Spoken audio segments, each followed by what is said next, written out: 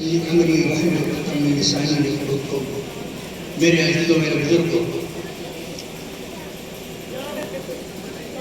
ربیع الاول کی اس مبارک تاریخ میں آپ حضرات کا اتنا بڑا اجتماع اور ایسی شرکت، یہ آپ حضرات کے لیے بہت بڑی خوش قسمتی کی بات ہے۔ ہمارے قاری صاحب نے آ کر کے ایمان کو جس طریقے سے تازہ کر دیا اور ایسی مثالیں قرآن کی، صحابہ کی محبت کی، خاص طور سے اماں عائشہ کی طہارت کی۔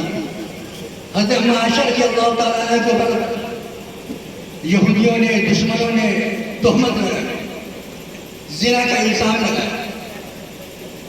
ساری بہنیں سنیں، مرد حضرات بھی سنیں، یہ الزام تراشی حضور پاک صلی اللہ علیہ وسلم کے زمانے سے چل رہی ہے۔ اور کس کے اوپر الزام لگا؟ جن کے بارے میں ابھی ہمیں بتا رہے تھے 18 قرآن پاک کی آیتیں سورہ نور کے اندر اللہ نے اتاری، 18 آیتیں ان کی طہارت۔ حضور پاک صلی اللہ علیہ وسلم اتنا ناراض ہے اس خبر کو سن کے، اتنا ناراض ہے کہ اپنی چہیتی بیوی حضرت عائشہ رضی اللہ تعالیٰ عنہا سے بول چال 40 روز کے لیے بند کر، بول چال ناراض ہے کہ ابھی نہیں ہوئی حضرت اماں عائشہ رضی اللہ تعالیٰ عنہ کے دل کے اوپر، کہ ابھی نہیں۔ اور پوچھتے تھے حضور پاک صلی اللہ علیہ وسلم صحابہ سے، حضرت عائشہ کی سوکروں سے پوچھتے تھے عائشہ کیسی ہے، یہ خبر کیسی ہے۔ سوکروں کا موقع تھا بات کو بڑھانے کا، لیکن وہ سوکروں نے حضور پاک صلی اللہ علیہ وسلم کی زوجیت میں سچ بولا، عائشہ ایسا نہیں ہے، عائشہ ایسا نہیں ہے۔ ابو بکر صدیق رضی اللہ تعالیٰ عنہ سے پوچھا ایک مرتبہ، ابو بکر تمہارا عائشہ کے بارے میں کیا خیال ہے؟ ابو بکر صدیق وہ ایک صحابی ہے کہ حضور پاک صلی اللہ علیہ وسلم کی رائے میں کبھی اپنی طرف سے کوئی رائے نہیں دیا، جو آپ کہیں وہ صحیح ہے، جو آپ کہیں وہ صحیح ہے۔ انہی کی بیٹی حضرت عثمان رضی اللہ تعالیٰ سے پوچھا حضور پاک صلی اللہ علیہ وسلم، عثمان تمہاری اس کے بارے میں کیا رائے ہے؟ حضرت عثمان رضی اللہ تعالیٰ نے کہا ایسا نہیں ہو سکتا، ایسا نہیں ہو سکتا، بہت پاک بیوی ہے۔ علی تمہاری کیا رائے ہے؟ حضرت علی نے بھی کہا ایسا نہیں ہو سکتا۔ حضرت عمر رضی اللہ تعالیٰ عنہ کے بعد جب آئے حضور پاک صلی اللہ علیہ وسلم، حضرت عمر رضی اللہ تعالیٰ عنہ سے پوچھا عمر تمہاری عائشہ کے بارے میں کیا ہے؟ تو حضرت عمر رضی اللہ تعالیٰ نے کہا کہ حضور آپ کے سوال کا جواب میں بعد میں دوں گا، پہلے میرے ایک سوال کا جواب آپ دے دیجیے۔ میں کیا سوال کا جواب دوں؟ یہ بتائیے کہ آپ کا رشتہ حضرت عائشہ سے کس نے کرایا؟ یہ کیوں پوچھتے ہو؟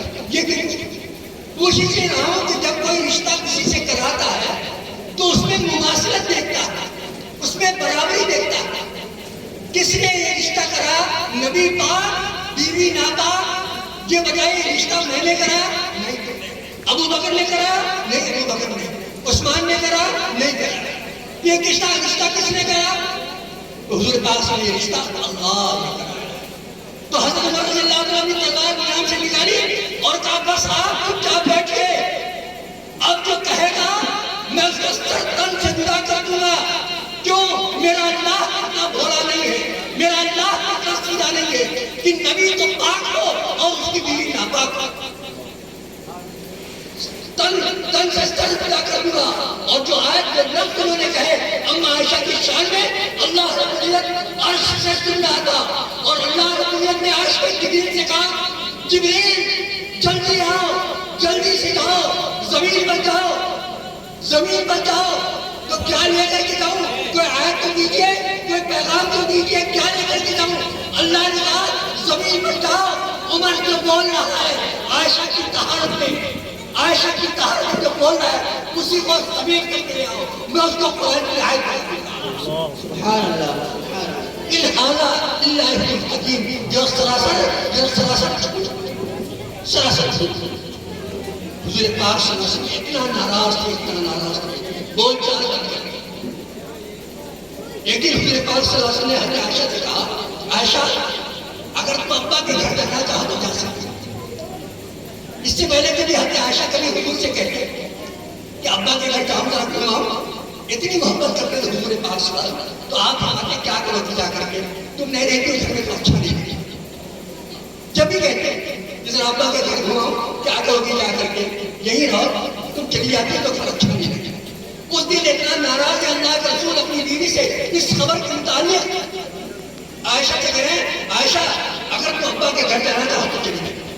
عائشہ رضی اللہ عنہا نے پردہ کیا، ابا کے قریب دروازہ کھلا، ابا جان ابا جان. ابا جان نے منہ پھیر لیا، ابا جان نے منہ پھیر لیا. میرے نبی کو اتنی تکلیف، ایسا غلط ہے تمہارے اوپر الزام، اور ابا ابا جان کر منہ پھیرا تو ادھر اماں کی طرف گئی، اماں جان اماں جان. اماں نے کہا اماں تیری مر گئی. تیری اماں کہا، دیکھا ابا نے بھی بہت منہ پھیر لیا، اماں نے بھی بہت منہ پھیر لیا. حضور بھی ناراض ہے، واپس چلیے. حضرت عائشہ واپس چلیے اور پھر اپنے گھر میں آئی. حضور کے حجرے میں حضور پاک صلی اللہ علیہ وسلم آرام فرما رہے ہیں. آپ نے وضو کیا. بہنوں تم کو سنا رہا ہوں، بھائیوں تم کو سنا رہا ہوں. جب حالات میں پھرو، جب مصیبتیں آئیں، جب پریشانیاں آئیں، تو اما عائشہ کی سنت کو ادا کرا. مصلی بچھایا، وضو کیا، مصلی بچھایا، 2 رکعت نماز پڑھی. اس کے بعد ہاتھ اللہ کا شکایت اللہ سے کیا. اے اللہ تو ہی نے تو اپنے محبوب کی محبوبہ بنایا تھا، تو ہی نے تو اپنے محبوب کی محبوبہ بنایا تھا، تو ہی نے تو جبریل کے ہاتھوں سے میری تصویر بھیجی تھی حضور پاک صلی اللہ علیہ وسلم کے پاس جبریل کے ہاتھوں میں کہ تمہاری شادی ان سے ہوگی. تمہیں نے مجھے عزت کا حکم دیا. آج میری شان ہے یہ بے عزتی، آج یہ برداشت نہیں ہے. اللہ تجھ سے شکایت کرتی ہوں، حق کو ظاہر کر کے سب کا فیصلہ کر دے. اس طریقے سے اللہ سے دعا کیا. حضور پاک صلی اللہ علیہ وسلم آرام فرما رہے تھے حجرے میں، اٹھ کر کے بیٹھ گئے. عائشہ عائشہ جبریل تیری پاکی کی آیت لے کر کے اتر آیا.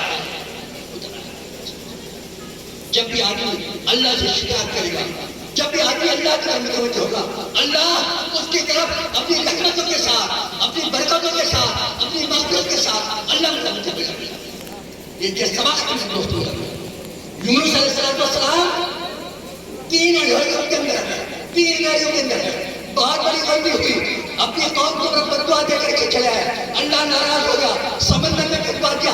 3 اندھیریوں کے اندر سمندر ہے، رات ہے، مچھلی کا پیٹ ہے، 3 اندھیریاں ہیں، اور 40 دن تک پڑے رہے.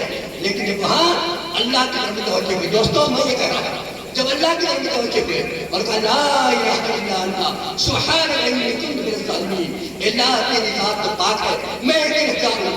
اللہ سے شکایت کیا. اللہ نے ان 3 اندھیریوں میں 40 دن کے بعد حضرت یونس علیہ السلام کو نجات دے کر کے اور باہر کر دیا. یہ سبق ہے. جب بھی مصیبتیں آئیں، جب بھی حالات آئیں، بندہ اللہ کی طرف کرتا ہے. حضرت خولہ بنت ثعلبہ رضی اللہ تعالیٰ عنہ، ان کے شوہر نے اس زمانے کے رسم و رواج کے مطابق طلاق دیتے. ایک لفظ تھا انت علیہ کے ظاہر کرتی. یہ زمانے جاہلیت میں جب لوگ بولتے تھے تو اس لفظ سے طلاق مان لیا جاتا تھا. حالانکہ اس کے بارے میں کوئی حکم اللہ کی طرف سے نہیں تھا، لیکن زمانے جاہلیت میں رسم تھی. تو ان کی خولہ بنت ثعلبہ تھے، شوہر نے اپنی بیوی سے کہہ دیا انت علیہ کے ظاہر کرتی. اب وہ چونکہ عام رسم و رواج کے مطابق طلاق ہو گئی تو دوڑ کر کے حضور کے پاس آئی. میرے شوہر نے ایسے لفظ کہہ دیا ہے تو کیا اب کیا ہے؟ کہا تو طلاق تو ہو گئی. حضور نے فرمایا طلاق تو ہو گئی رسم و رواج کے مطابق. اس کے بارے میں کوئی آیت نہیں دی تھی. تو کہا میں بولی ہوں، میرے بچے ہیں، میں کہاں جاؤں گی، میرا گزر تو میرے شوہر کے اوپر تھا، کیسے طلاق ہو گئی، کیسے طلاق؟ شکایت کرنی. قرآن کہتا ہے قد سمع اللہ قول التی تجادلک فی زوجها وتشتکی الی اللہ. اللہ سے شکایت کرنے لگی. کیسے؟ ایسا کیسے ہو سکتا ہے؟ انہوں نے طلاق کیا نہیں. اللہ نے اس عورت کی شکایت کے اوپر، اس عورت کے رونے کے اوپر اللہ نے اس زمانے کے طلاق کے قانون کو بدل دیا. قرآن کے اندر اللہ نے اس عورت کے لیے آیت اتار دیا.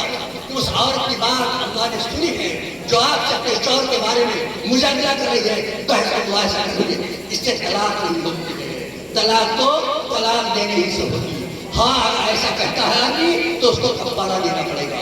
حضرت عائشہ رضی اللہ تعالیٰ کہتی ہے، میرے دوست میں تو عائشہ کہتی ہے میں حضور کے ساتھ تھی. وہ عورت جب اللہ کے رسول صلی اللہ علیہ وسلم سے شکایت کر رہی تھی اور زور زور سے جھگڑا کر رہی تھی تو میں نے اس کی کچھ باتیں سنی اور کچھ سن بھی نہیں پائی. وہ اللہ کتنا سننے والا ہے. جو ساتویں آسمان کے اوپر بیٹھ کر کے اس عورت کی خولا بنت سالمہ کی بات کو اللہ آسمان کے اوپر سن کر کے اور اس کے قرآن ڈالا. یہ خولا بنت سالمہ ایک مرتبہ راستے میں کھڑی ہو گئی. حضرت عمر رضی اللہ تعالیٰ راستے سے اپنے قافلے کے ساتھ آ رہے تھے. حضرت عمر رضی اللہ تعالیٰ نے کہا خولا کھڑی ہے. خولا نے ان کو متوجہ کیا حضرت عمر کو. حضرت عمر رضی اللہ تعالیٰ امیر المؤمنین اس خولا کی عورت کی بات کو بہت غور سے سننے لگے. بڑے دیر تک سنتے رہے. جب وہ حالت ہوئی تو صحابہ کہنے لگے آپ نے اس عورت کی بات بہت غور سے سنی اور بہت دیر تک سنی. کہا میں کیسے نہ سنتا, میں کیسے نہ سنتا جب اللہ نے ساتویں آسمان کے اوپر عرش کے اوپر بیٹھ کر کے اس کی بات سنی ہے, میں ان کی بات کیوں نہ سنتا. میں یاد کر رہا ہوں میرے عزیزوں میرے بزرگوں, جب حالات آئے آج پورے گھروں کے اندر حالات آئے اللہ کی طرف, اللہ نے اسے نماز دیا, اللہ نے اسے قرآن دیا, اللہ نے اسے اپنے نبی کا دین دیا, اللہ نے اسے کے لیے نبی کا طریقہ دیا. میرے دوستو یہ دین جب تمہاری زندگی کے اندر آئے گا اللہ تمہیں چمکائے گا, اللہ تمہیں چمکائے گا. یہ معمولی دین نہیں ہے. جب حضور پاک صلی اللہ علیہ وسلم کو حضرت حلیمہ نے اپنی گود میں لیا ہے تو لنگڑی اونٹنی جس کے اوپر بیٹھ کر کے وہ آئی تھی دھیرے دھیرے چل رہی تھی. ایسی طاقت اس کے اندر آئی ہے کہ براٹے مارتے ہوئے سہیلیوں کے آگے نکل گئی. حلیمہ کی چھاتی میں دودھ نہیں تھا. کوئی مرد کوئی عورت اپنے بچے کو حلیمہ کو دینے کے لیے تیار نہیں تھی. جب حضور کو اپنی گود میں جائے حلیمہ کی چھاتی میں دودھ آ گیا. جس راستے سے آئی تھی اس راستے میں فصلیں سوکھی پڑی تھی. جب حضرت حلیمہ واپس ہوئے حضور کو لے کر کے فصلیں لہلہا گئی.